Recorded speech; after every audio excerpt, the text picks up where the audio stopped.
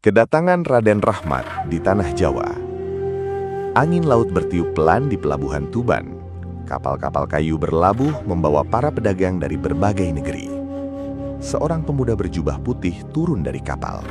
Wajahnya tenang, sorot matanya lembut namun penuh wibawa. Dialah Raden Rahmat yang kelak dikenal sebagai Sunan Ampel. Seorang penduduk menghampiri. "Wahai tuan muda, dari manakah asalmu?" Raden Rahmat menjawab, "Aku datang dari negeri seberang, membawa ilmu dan pesan kedamaian." Penduduk itu menatap kagum. "Tanah Jawa sedang penuh perubahan. Semoga kehadiranmu membawa kebaikan." Raden Rahmat tersenyum pelan. Selama manusia mau belajar dan saling menghormati, kebaikan akan selalu menemukan jalannya. Mendirikan pesantren di Ampel Denta. Di daerah Ampel Denta, Raden Rahmat mulai membangun masjid dan tempat belajar sederhana. Sedikit demi sedikit, masyarakat datang untuk belajar agama dan akhlak.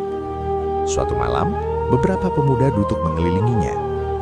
"Guru, mengapa engkau tidak memaksa orang mengikuti ajaranmu?"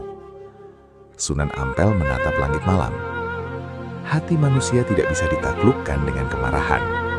Ia mengambil segelas air, lalu menuangkannya perlahan.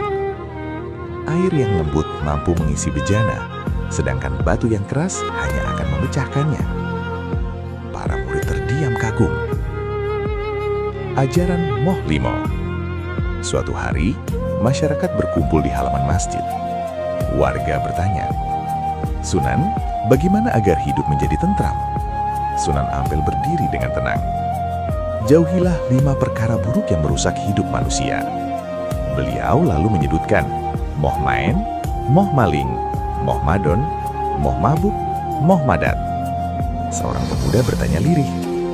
Pemuda bertanya, "Apakah sesulit itu menjaga diri?"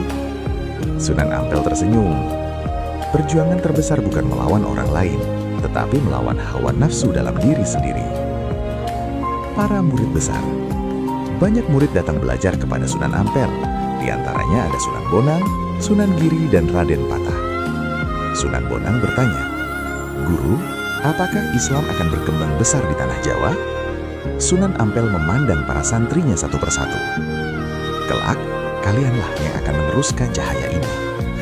Lampu minyak bergoyang pelan diterpa angin malam. Sunan Giri menyimpul, "Kami akan menjaga amanah itu, Guru." Akhir perjalanan Sunan Ampel.